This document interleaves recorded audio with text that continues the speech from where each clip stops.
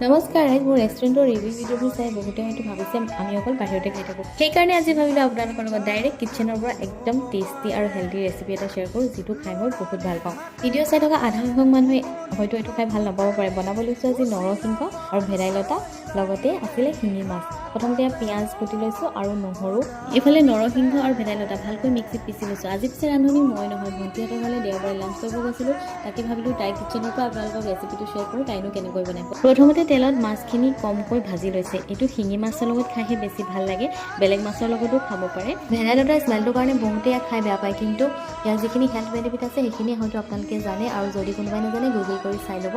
এয়া তেলত পিঁয়াজ আৰু হালধি, আদা, নহৰু, জলকীয়া দি ভালদৰে ভাজি লৈছে। তাৰপিছত দি দিছে 1 চামুচ জালুক আৰু দি দিছে কাটি থোৱা আলু। তাৰপিছত সেইখিনি অলপ ভজাৰ পিছত ভেদাইলতা যিখিনি পেষ্ট আছিলে সেইখিনিও তাত মিক্স কৰি দিয়া হৈছে। সেইখিনি দিয়াৰ পিছত অলপ ভালকৈ পানীখিনি নুশুকোৱালৈকে ভাজিব লাগিব।